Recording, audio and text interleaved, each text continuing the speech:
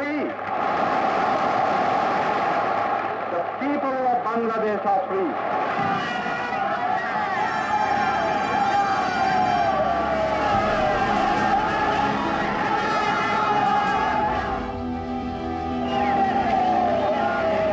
ये दिन था एशिया के 7 करोड़ लोगों की आजादी का। ये दिन था पूर्वी पाकिस्तान में बेहिसाब जुल्मों की काली रात के बाद सुबह का। ये दिन था सिर्फ 13 दिन की लड़ाई के बाद भारत के 3000 सैनिकों के सामने 93,000 पाकिस्तानी सैनिकों के सरेंडर का। ये दिन था भारतीय सेना की सबसे शानदार विजय के दस्तखत का। ये दिन था पाकिस्तान को मिली सबसे शर्मनाक पराजय का।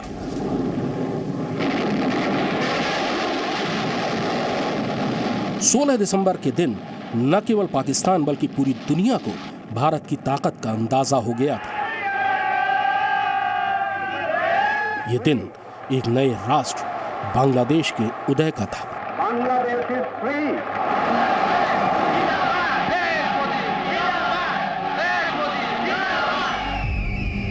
लेकिन इस दिन से पहले आज के बांग्लादेश और उस समय के पूर्वी पाकिस्तान ने लगभग 1 साल तक पाकिस्तान की सेना के जुल्म सितम, नरसंहार और विस्थापन की ऐसी काली रात देखी थी जिसकी कहानी कहने और सुनने वालों के रोंगटे खड़े कर देती है।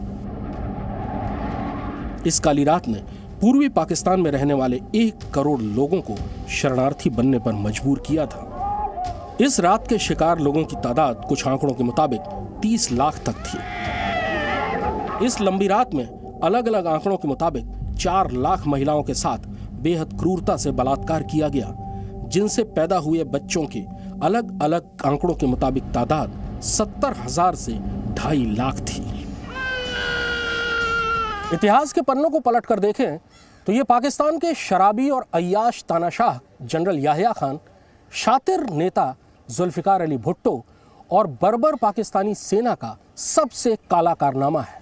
सबसे पहले आपको ये बताते हैं कि पूर्वी पाकिस्तान में रहने वाले करोड़ों बांग्ला भाषी हिंदुओं और मुसलमानों पर पाकिस्तानी सेना के अत्याचारों की भूमिका कब और कैसे बनी, जिसका अंजाम पाकिस्तान के टूटने और बांग्लादेश के उदय के साथ हुआ। भारत का बंटवारा हुआ, देश का नक्शा बदला, धर्म के आधार पर पाकिस्तान का निर्माण हुआ। मुस्लिम आबादी के लिहाज से पूर्वी पाकिस्तान और पश्चिमी पाकिस्तान बने, लेकिन इस्लाम को छोड़कर 1500 किलोमीटर दूर स्थित इन दोनों इलाकों में रहने वालों में कोई समानता नहीं थी। पाकिस्तानी सरकार पूर्वी पाकिस्तान को विकास कार्यों के लिए उसका जायज हक नहीं देती थी। 1950 से 1970 तक पूर्वी पाकिस्तान को पाकिस्तान के कुल बजट का औसतन 40% हिस्सा मिलता था, जबकि उसकी जनसंख्या ज्यादा थी। पाकिस्तान की सेना में पूर्वी पाकिस्तान के केवल 5% सैनिक थे और उनमें से बहुत कम कमांडिंग स्तर पर थे। पूर्वी पाकिस्तान के लिए अधिक स्वायत्तता और अधिकारों की मांग करने वाली अवामी लीग पार्टी का निर्माण हुआ और इसी पार्टी के करिश्माई नेता थे शेख मुजीबुर रहमान। शेख मुजीबुर रहमान के नेतृत्व में पूर्वी पाकिस्तान के लिए अधिकारों की मांग जोर पकड़ रही थी।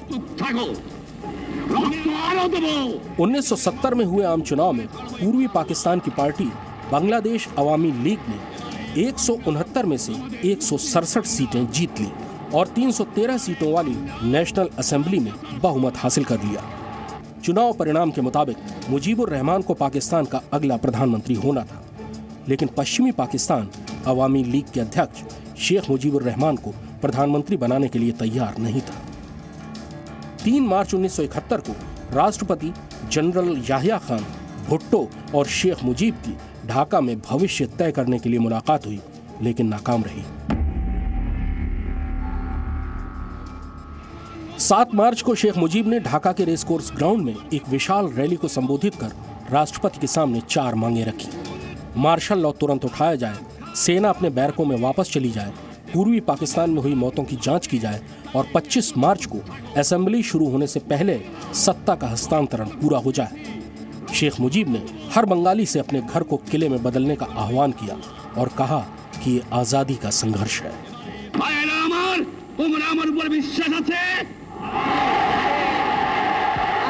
আমি প্রধান বন্ধুত্ব চাই না, আমরা দেশের মানুষের অধিকার চাই। আর যদি একটা গুলি চলে, আর যদি আমার লোকের উপর হত্যা করা হয়, তোমাদের উপর কাছে আমার অনুরোধ রইল, প্রত্যেক ঘরে ঘরে দুর্গ করে তোলো। তোমাদের যা কিছু আছে তাই নিয়ে শত্রুর মোকাবেলা করতে হবে এবং জীবনের তরে রাস্তাঘাট যা যা আছে সব কিছু আমি যদি হুকুম দেবার নাও পারি তোমরা বন্ধ করে দেবে এবং তোমাদের যা কিছু আছে তাই নিয়ে প্রস্তুত থাকো। মনে রাখবা, রক্ত যখন দিয়েছি রক্ত আরো দেব, এদেশের মানুষকে মুক্ত করে ছাড়বো ইনশাআল্লাহ। এবারে সংগ্রাম আমাদের মুক্তির সংগ্রাম, এবারে সংग्राम स्वाधीनता संग्राम। 7 मार्च को ही पूर्वी पाकिस्तान में सेना का commander lieutenant general tikka Khan को बना दिया गया, जो बलूचिस्तान में बलोच आंदोलन को क्रूरता से दबाने के लिए बुचर ऑफ बलूचिस्तान कहा जाता था। कुछ ही दिनों में उसे एक नया नाम मिलने वाला था, बुचर ऑफ बंगाल। अगले कुछ दिनों तक पाकिस्तान इंटरनेशनल एयरलाइंस ने यात्रियों को टिकट देना बंद कर दिया। अब ये एयरलाइंस केवल सरकारी कर्मचारियों को पश्चिमी पाकिस्तान से ढाका ला रही थी। उनके पास बड़े ट्रंक और बैग होते थे। ये सादे कपड़ों में पाकिस्तानी सेना थी। विदेशी पत्रकारों को पूर्वी पाकिस्तान से बाहर कर दिया गया। अब पाकिस्तानी सेना के मैदान में आने का रास्ता साफ हो गया। 25 मार्च की शाम ऐसा लगा कि पूरे शहर पर पाकिस्तानी सेना ने हमला कर दिया हो। यह ऑपरेशन सर्चलाइट था। सेना ने शेख मुजीब को गिरफ्तार किया और पाकिस्तान ले गई, लेकिन गिरफ्तारी से पहले वो रेडियो पर बांग्लादेश की आजादी का संदेश देने में कामयाब हो गए। इस रात ढाका यूनिवर्सिटी पर टैंक चढ़ा दिए गए। यूनिवर्सिटी के हिंदू छात्रावास जगन्नाथ हॉल में 700 से ज्यादा छात्र उसी रात मार डाले गए। ढाका में ईस्ट पाकिस्तान राइफल्स के हेडक्वार्टर पील खाना और ईस्ट पाकिस्तान पुलिस के हेडक्वार्टर राजार बाग पर टैंकों, मशीन गनों और बख्तरबंद गाड़ियों से हमला किया गया और उसे पूरी तरह तबाह कर दिया गया। दरअसल पाकिस्तानी सेना को यहीं से जवाबी कार्रवाई की आशंका थी। एक अंदाजे के मुताबिक केवल ढाका में ही 30,000 बंगालियों को मार डाला गया। पाकिस्तानी सेना किसी भी बांग्ला भाषी को अवामी लीग का समर्थक या हिंदू बताकर मारने के लिए आजाद थी। पाकिस्तानी सेना ने 3 मिलिशिया गिरोह बनाए, अल शम्स, अल बद्र और रजाकार। बिहारी मुसलमानों के ये गिरोह बंगालियों और खास तौर पर हिंदुओं की बस्ती में खौफ का दूसरा नाम बन गए। डरे हुए बांग्लादेशियों ने भागना शुरू किया, पैदल, नावों में, रिक्शा पर या बैलगाड़ी में। ये किसी भी तरह असम, त्रिपुरा या पश्चिम बंगाल पहुंचना चाहते थे। कुछ महीनों में ही भारत पहुंचने वाले शरणार्थियों की संख्या 1 करोड़ तक पहुंच गई।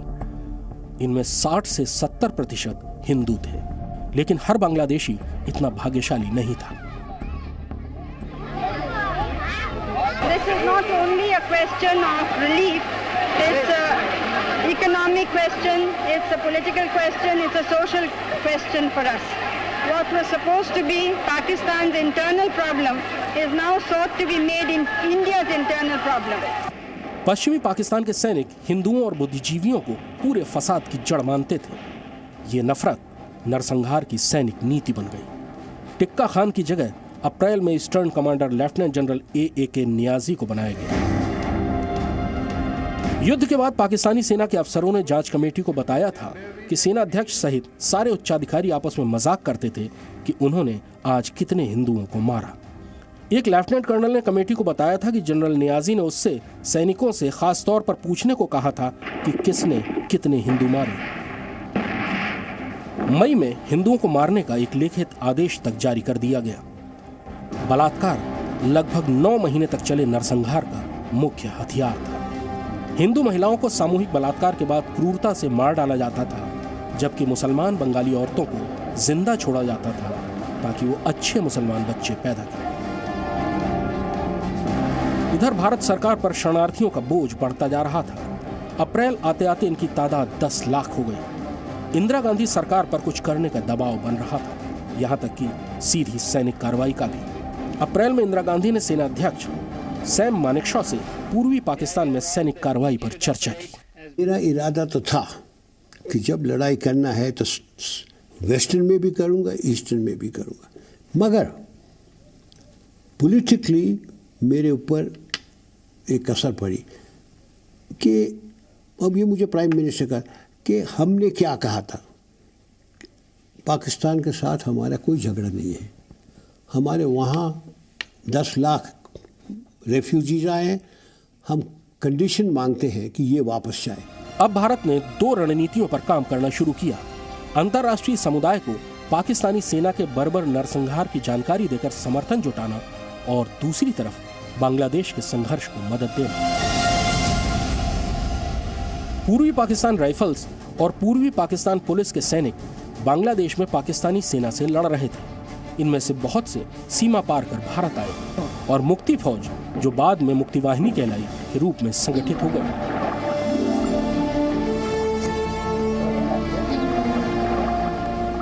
इनमें बड़े पैमाने पर शरणार्थी युवक शामिल थे। अप्रैल 1971 में ही सीमा सुरक्षा बल ने मुक्ति वाहिनी को ट्रेनिंग, हथियार, दवाइयां और ट्रांसपोर्ट मुहैया कराना शुरू कर दिया।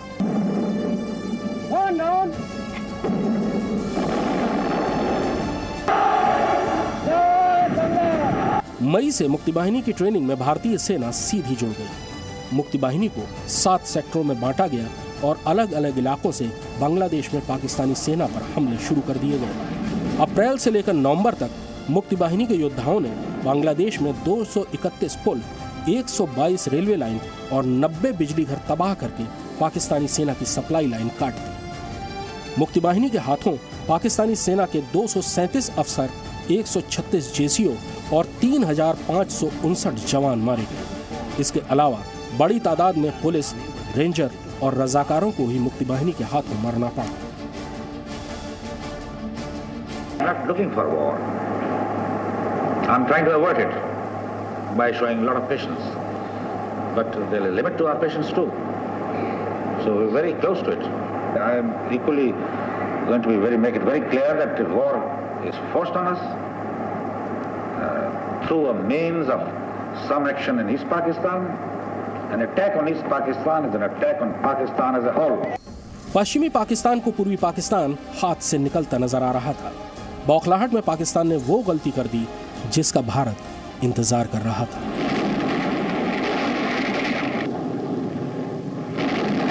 तीन दिसंबर 1971 को शाम 5:30 बजे पाकिस्तान की वायुसेना ने पठानकोट, अमृतसर, अंबाला, आगरा, सिरसा, उत्तरलाई, जोधपुर, जैसलमेर और जामनगर पर एक साथ हमला शुरू किया, जो रात 10:30 तक जारी रहे। रात 9 बजे भारतीय वायुसेना ने जवाबी कार्रवाई की और पाकिस्तान के अंदर घुसकर मुरीद, मियांवाली, सरगोधा, चंगर, रिसाले वाली, रफीकी और मसरूर के एयरबेसों पर हमले किए।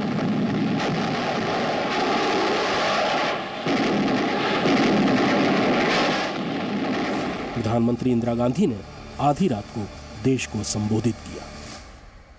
पाकिस्तान ने हमारे ऊपर एक हमला किया। पाकिस्तानी हवाई जहाजों ने हमारे अमृतसर, पठानकोट, श्रीनगर, अवंतीपुर, उत्तरलाई, जोधपुर, अंबाला और आगरे के हवाई अड्डों पर बमबारी की। मुझे मालूम है कि ये समय कठिनाई का है, त्याग का है, लेकिन भारत में इन गुणों की कमी नहीं है। हम सबों को हिम्मत दिखानी है,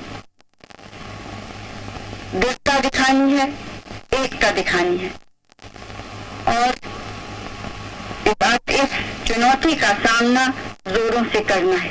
मुझे जरा भी संदेह नहीं है कि विजयी भारत की जनता की, भारत की बहादुर सेना की होगी। हम सबों को एक होकर इस समय खड़े रहना है। जय हिंद। बांग्लादेश में विद्रोह बढ़ता जा रहा था। भारत में ट्रेनिंग पाए मुक्ति वाहिनी के लड़ाके पाकिस्तानी सेना पर अपने हमले तेज करते जा रहे थे। इस बीच 3 दिसंबर 1971 को भारत पर हमला करके पाकिस्तान ने वो गलती कर दी जिसका भारत को इंतजार था। तीनों सेनाएं तैयार थीं और फौरन मैदान में उतर गईं।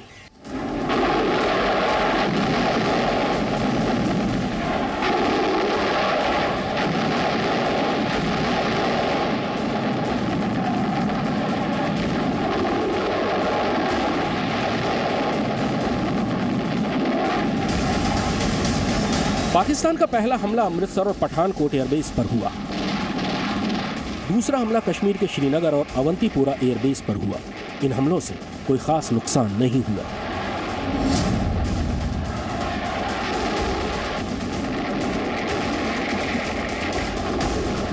अगले हमले आगरा, अंबाला, लुधियाना, सिरसा, जोधपुर, जैसलमेर, उत्तरलाई, भुज और जामनगर में हुए।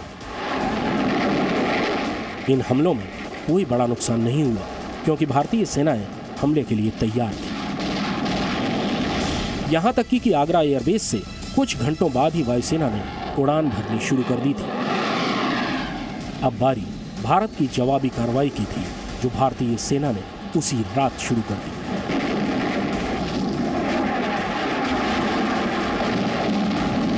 भारतीय वायुसेना के एक्शन में पश्चिमी पाकिस्तान के 7 एयरबेस तबाह हो गए और पूर्वी पाकिस्तान में पाकिस्तानी वायुसेना की कुर्मीटोला, चिटगांव, तेजगांव और जैसोर के बड़े एयरबेसों को बेकार कर दिया गया। केवल 2 दिन में पूर्वी पाकिस्तान में पाकिस्तानी एयरफोर्स के सारे बेस भारतीय वायुसेना, नौसेना और मुक्ति वाहिनी की कार्रवाई में तबाह हो गए। पूर्वी पाकिस्तान से अब भारतीय वायुसेना के लिए कोई चुनौती नहीं बची थी। चारों हवाई जहाज़ों ने बम गिराए और हमारे सारे 8 के 8 बम रनवे के ऊपर गिरे। और जैसे अटैक के बाद घूम के देखा तो सारे रनवे के ऊपर धुआंधार हो रहा था। 6 तारीख की सुबह के बाद पाकिस्तान एयरफोर्स का कोई हवाई जहाज़ भी ढाका एयरपोर्ट से या बांग्लादेश के अंदर फ्लाई नहीं किया। भारतीय वायुसेना के हमले से पाकिस्तानी वायुसेना की कमर टूट चुकी थी और अब बारी भारतीय नौसेना की थी, जिनके शौर्य का सबसे सुनहरा अध्याय 1971 में पाकिस्तान के खिलाफ लड़े गए युद्ध में लिखा जाना था। 4 दिसंबर का दिन भारतीय नौसेना के इतिहास में सुनहरे अक्षरों में लिखा गया है। यह दिन एक शानदार हमले की याद में नौसेना दिवस के तौर पर मनाया जाता है। दरअसल नवंबर 1971 में ही भारतीय नौसेना के जहाज अरब सागर में ईरान की तरफ चले गए थे ताकि पाकिस्तान पूर्व की तरफ नजरें गड़ाए रखे और हमला पश्चिम से हो। दरअसल 1965 में पाकिस्तानी नौसेना ने गुजरात में द्वारका धाम पर हमला किया था। हालांकि इस हमले से नुकसान नहीं हुआ, लेकिन भारतीय नौसेना ने इसे अपमान के तौर पर लिया और हर नौसैनिक इस अपमान का बदला लेना चाहता था। कराची बंदरगाह पर ऑपरेशन ट्राइडेंट के तहत एक विनाशकारी हमला होने वाला था। कराची पर बड़े हमले की अनुमति तत्कालीन नौसेना अध्यक्ष एडमिरल एस.एम. नंदा ने पहले ही प्रधानमंत्री इंदिरा गांधी से ले ली थी। सितंबर-अक्टूबर में वो श्रीमती गांधी के पास पहुंची, prime minister of India, war time prime minister of India, और उन्होंने उनसे बोला, मैडम अगर मैं कराची को अटैक करूं तो आपको कोई एतराज़ तो नहीं होगा? तो श्रीमती गांधी कहा जाता है कि उन्होंने थोड़ा सोच विचार किया और एडमिरल नंदा को बोला, admiral if there is a war there is a war. That was sufficient input to admiral Nanda, जा भाई लड़ाई कर।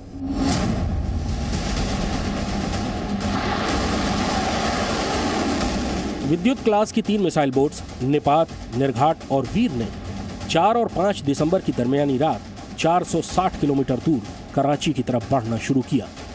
इन मिसाइल बोट्स की रेंज कम थी, इसलिए इनकी रिफ्यूलिंग के लिए अतिरिक्त जहाज साथ चल रहे थे। रात 10:45 पर कराची पोर्ट पर हमला शुरू हुआ और रात 12 बजे से पहले खत्म हो गया। पाकिस्तान के जंगी जहाज खैबर, शाहजहां और मुहाफिज के अलावा मर्चेंट वेसल वीनस चैलेंजर भी हमले की चपेट में आया, जिसमें पूर्वी पाकिस्तान के मोर्चे पर गोला बारूद भेजा जा रहा था। एक मिसाइल किमारी ऑयल फॉर्म के तेल टैंकरों पर लगी और आग चारों तरफ फैल गई।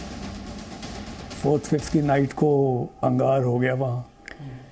जो उनका था कि मिसाइल बोर्ड जाके फायर किया, और वो मिसाइल बोर्ड की जो मिसाइल्स थी उनका 60 डिग्री आर्क होता है।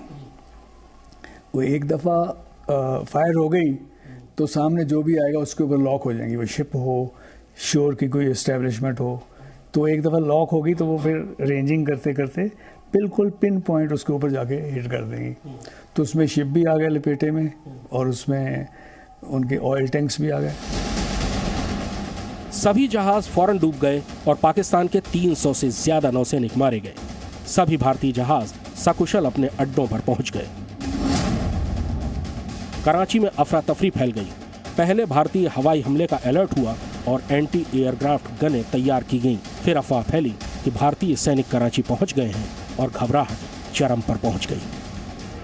पाकिस्तान ने अपनी नौसेना के जहाज़ों में कम से कम गोला बारूद रखने और रात के समय समुद्र में न निकलने का आदेश जारी किया।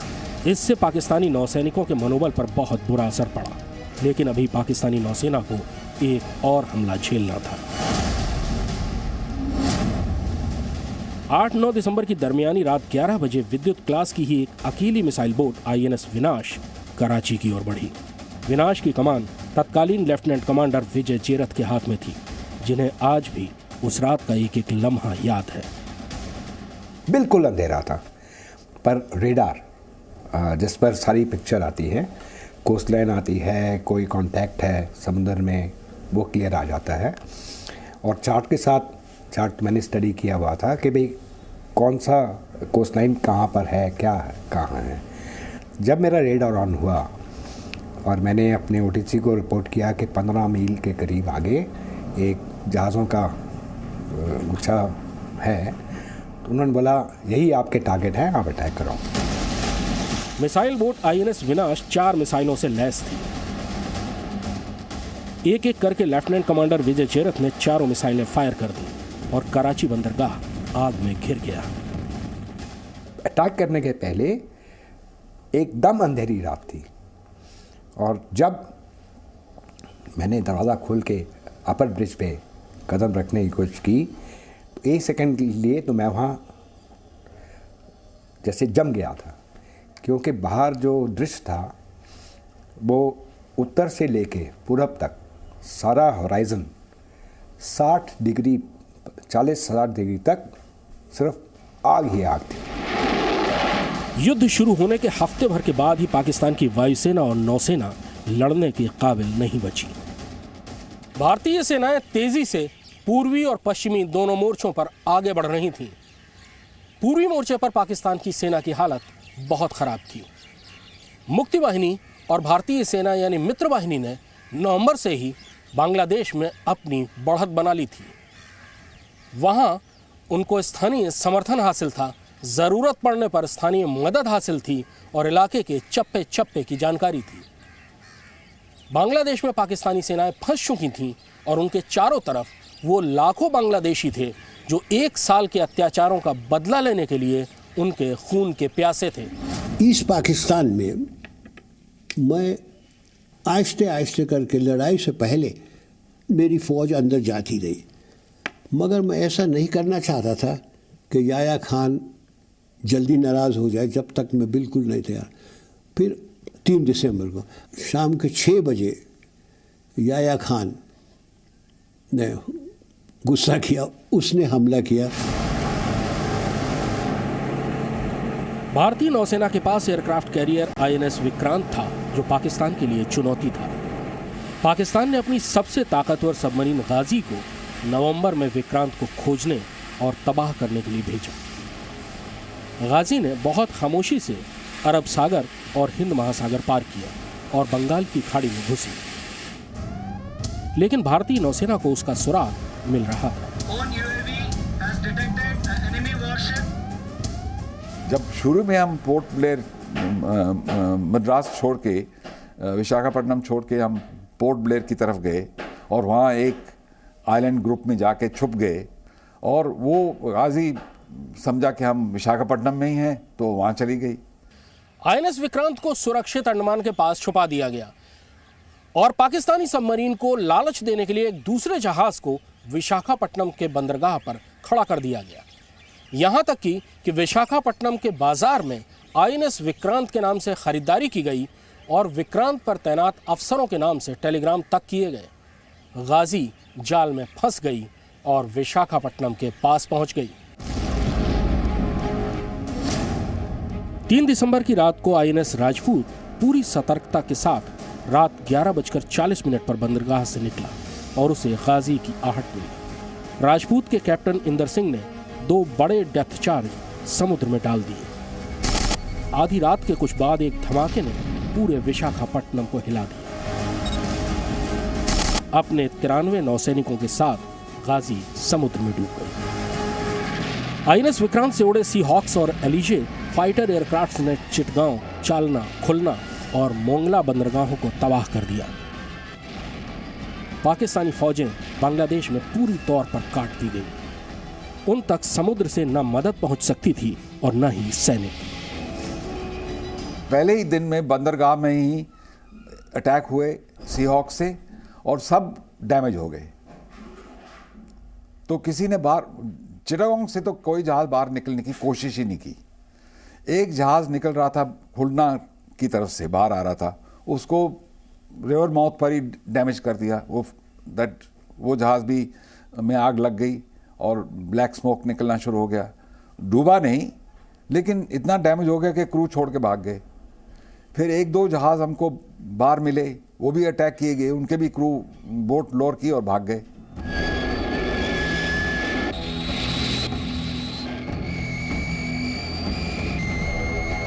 पश्चिम में भी भारतीय सेना घमासान युद्ध में उलझी हुई थी। पाकिस्तान ने 4 दिसंबर को राजस्थान के मोर्चे पर हमला शुरू किया। पाकिस्तानी सेना की 206वीं इन्फेंट्री ब्रिगेड और 38वीं कैवलरी आर्मर्ड रेजिमेंट ने जैसलमेर के पास लोंगेवाला पर हमला किया।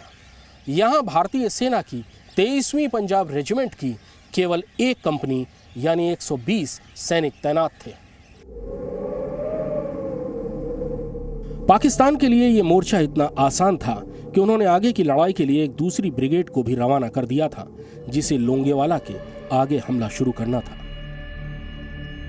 लेकिन 23 पंजाब की एक कंपनी ने मेजर कुलदीप सिंह चांदपुरी के नेतृत्व में पूरी रात पाकिस्तानी हमले को रोक कर रखा। सुबह होते ही भारतीय वायुसेना के 4 हंटर और 3 मारुत फाइटर एयरक्राफ्ट ने पाकिस्तानी टैंकों पर हमला शुरू कर दिया। दोपहर तक पाकिस्तान के 40 में से 34 टैंक पूरी तौर पर तबाह कर दिए गए और बाकी को पकड़ लिया गया। इस एक लड़ाई ने पूरे पश्चिमी मोर्चे पर युद्ध का पासा पलट दिया।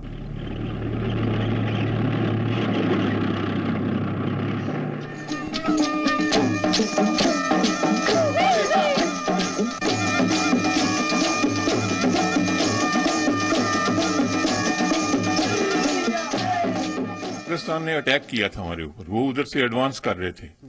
अब इनके सामने जो उस वक्त हालात हो गए, या तो ये पीछे भागाते या वहां डटे रहते, और इन्होंने अपना जो बहादुरी का कारनामा यही किया है, नोइंग कि इनके खिलाफ जो है इतने ब्रिगेड ग्रुप था, आर्मर्ड उनकी जो रेजिमेंट आ रही थी, इनके ये सब पता था इनको, लेकिन इन्होंने यही चुना कि मरना तो है तो फिर हम लड़ते मरेंगे, ऐसे नहीं मरेंगे। जल, थल और नभ हर जगह पाकिस्तान की पराजय हो रही थी। पाकिस्तान की उम्मीद अब केवल अमेरिकी मदद पर टिकी थी और वो आ रही थी। अमेरिका पूरे युद्ध में अपने ही देश के कानून के खिलाफ पाकिस्तान को सैनिक मदद भेज रहा था। 10 दिसंबर को अमेरिका ने हिंद महासागर में घुसने के लिए अपने 7वें बेड़े को रवाना करने का आदेश दिया। इस बेड़े का नेतृत्व एयरक्राफ्ट कैरियर एंटरप्राइज कर रहा था। इस बेड़े का दूसरा बड़ा जंगी जहाज त्रिपोली था, जिस पर 25 अटैक हेलीकॉप्टर्स के अलावा 200 मरीन कमांडोज भी सवार थे।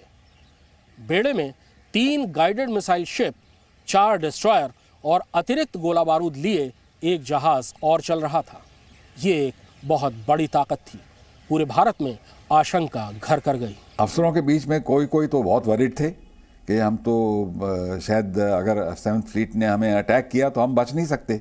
मैंने कहा आपने बिल्कुल ठीक कहा कि हम कोई भी नहीं बचेगा। उनके पास तो इतनी फायर पावर है कि हमें पता भी नहीं लगेगा कि हमारा कब खात्मा हो गया है।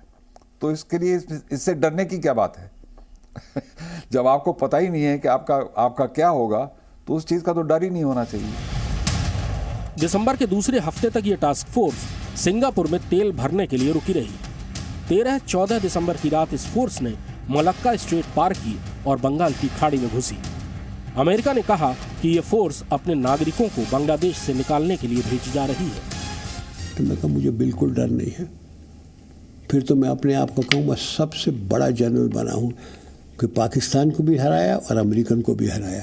वो नहीं लड़ सकते, उनके पास टेक्निकल सामान बहुत है, सब चीज़ है, मगर मैन टू मैन नहीं लड़ सकते किसी और मुल्क में। उनको लड़ने का क्या मतलब, उनको क्या था?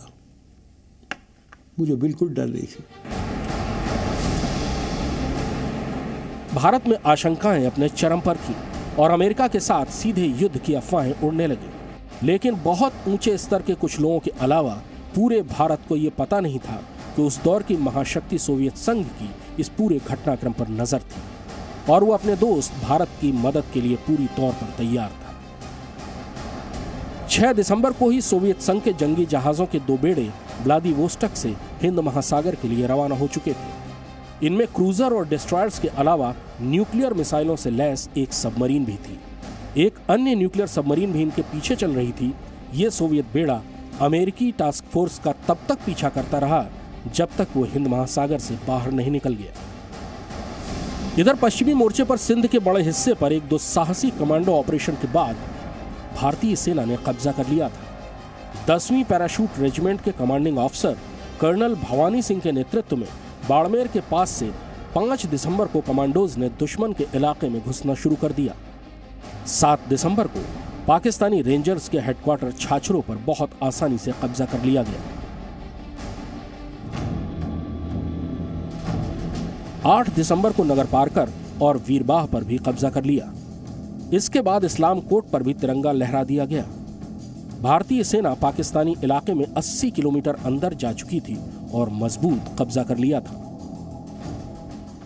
यह कब्जा 1.5 साल तक बना रहा और शिमला समझौते के बाद ये इलाके भलमन साहब के तौर पर पाकिस्तान को वापस कर दिए गए। बड़ी तादाद में पाकिस्तानी सैनिक मारे गए और बंदी बनाए गए।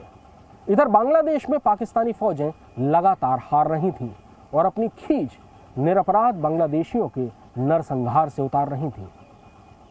उनकी जानें बचाने का समय निकलता जा रहा था। भारतीय सेना ने एक और दुस्साहसिक कार्रवाई की। एक पूरी की पूरी बटालियन 2री पैराशूट रेजिमेंट बांग्लादेश में पाकिस्तानी सेना के बीच में उतार दी गई। पाकिस्तान भौचक्का रह गया।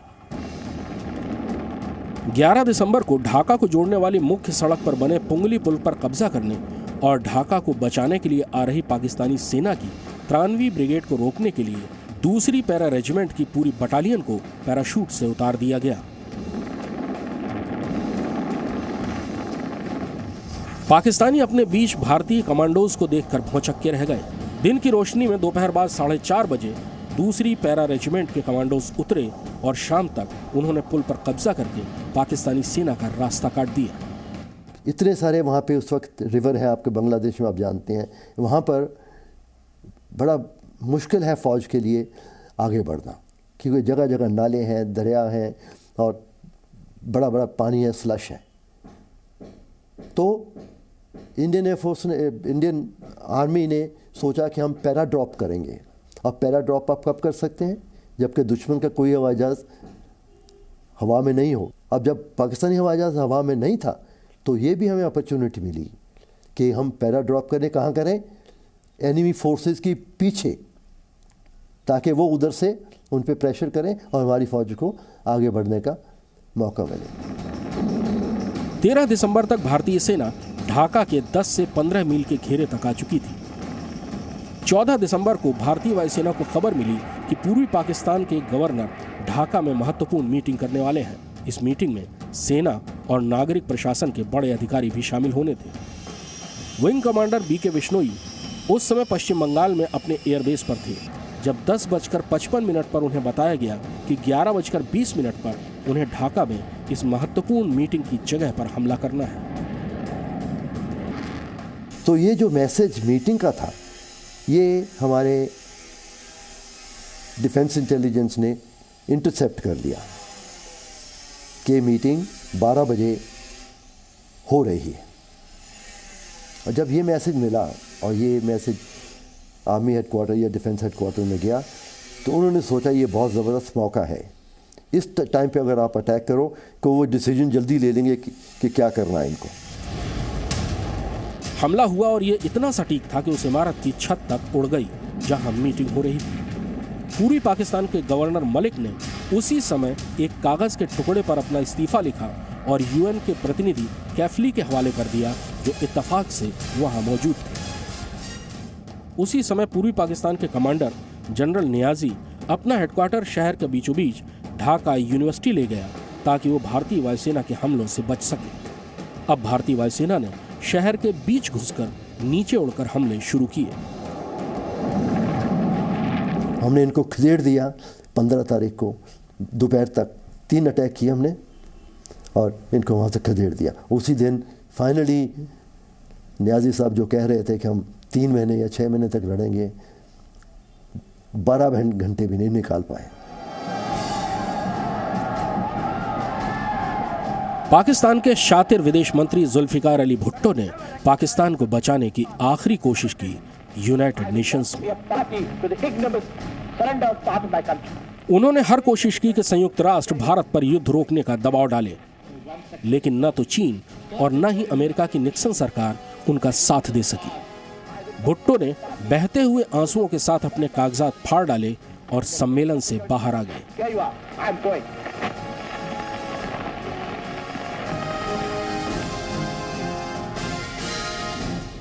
इधर ढाका में जनरल नियाजी का हौसला टूट रहा था। तकरीबन 10-11 दिन के बाद मैं बिल्कुल मेरे मन में कोई शक नहीं था कि अभी लड़ेंगे, सरेंडर करेंगे, और मैंने सरेंडर डॉक्यूमेंट तैयार करके रखा था। एक साल लंबी काली रात का अंत करीब था, लेकिन मरता हुआ दरिंदा अपना आखिरी वार कर रहा था। पाकिस्तानी सेना ने 15 से 16 दिसंबर की रात ढाका के सैकड़ों पत्रकारों, कलाकारों, प्रोफेसरों, डॉक्टरों और बुद्धिजीवियों को उनके घरों से निकाला और उनकी सामूहिक हत्याएं शुरू कर दी।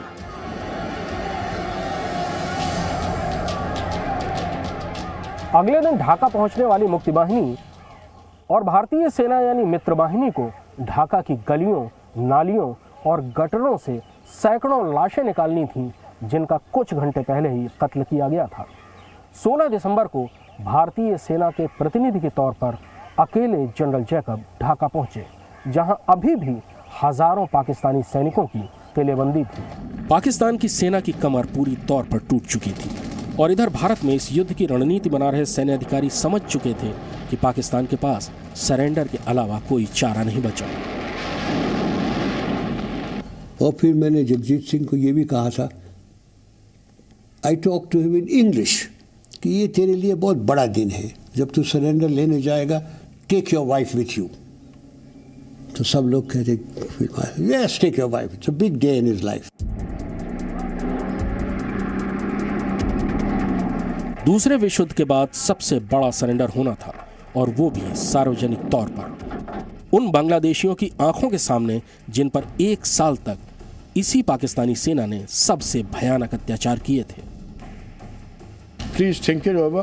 I'll give you 30 minutes, and if you don't accept it, I will have no option but to order resumption of hostilities and bombing of Dhaka cantonment. Then I walked out. I said, what have I done? He has 26,400 troops. We have 3,000 or some 30 miles out of Mirpur. What do we do? I was pacing up and down. Oh, I was very worried. I said, Aurora is going to land in a little while. The ceasefire expires in a little while. What if he says no? What do? I have nothing in mind.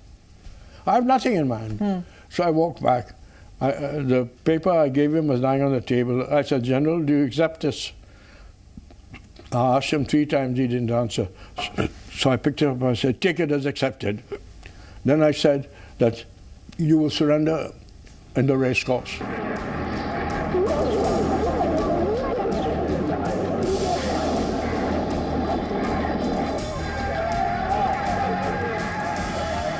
भारतीय सेना के सामने अब सबसे बड़ी चुनौती बांग्लादेशियों से उन हजारों पाकिस्तानी सैनिकों, रजाकारों और बिहारी मुसलमानों को बचाने की थी। बांग्लादेशियों की आंखें आंसुओं से भरी हुई थीं और दिल प्रतिशोध से भरा हुआ था, और वो इनमें से किसी को भी जिंदा नहीं छोड़ना चाहते थे। दूर दराज के इलाकों में पाकिस्तानी सैनिक छिपकर भारतीय सैनिकों का इंतजार करते ताकि उनके सामने हथियार डाल सकें और जिंदा बच जाएं।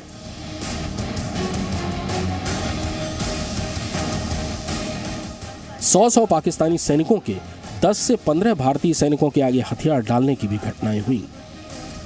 In the heirs of democratic movement, Bangladesh is free.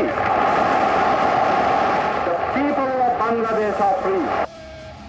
जुल्म की काली रात के बाद बांग्लादेश के झंडे में मौजूद लाल सूरज का उदय हुआ। बांग्लादेश नया देश बना। बांग्लादेश के क्यों दबाते पारवे ना?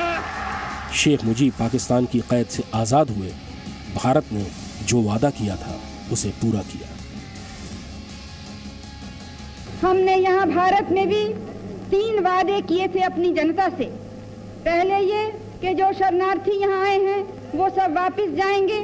दूसरा ये कि हम हर तरह से मुक्ति वाहिनी की सहायता करेंगे, बांग्लादेश के लोगों की मदद करेंगे। और तीसरे कि शेख साहब को हम जरूर छुड़वाएंगे जेल से। हमने भी अपने 3 वादे पूरे किए हैं। 1947 में धर्म के आधार पर किया गया भारत का बंटवारा केवल 25 साल में गलत साबित हो गया। पाकिस्तान के 93,000 सैनिक युद्धबंदी थे, उसका आधा हिस्सा उससे अलग हो चुका था। ये एक ऐसी हार है जिसे पाकिस्तान कभी भूल नहीं सकता। तब से लेकर आज तक पाकिस्तान इसी अपमान का बदला लेने की कोशिश में है। पाकिस्तान में आज Balochistan, Sindh, north west frontier province और पाकिस्तान ऑक्यूपाइड कश्मीर में वही सब कुछ हो रहा है जो 71 से पहले बांग्लादेश में हो रहा था। पाकिस्तानी सेना आज वहां भी वही सब कुछ कर रही है जो उसने कभी पूर्वी पाकिस्तान में किया था। पाकिस्तान के अंदर कई बांग्लादेश हैं जो अभी भी जुल्म की काली रात के साये में हैं और आज़ादी के सूर्योदय का इंतजार कर रहे हैं। कृष्ण मोहन मिश्रा, जी मीडिया, दिल्ली।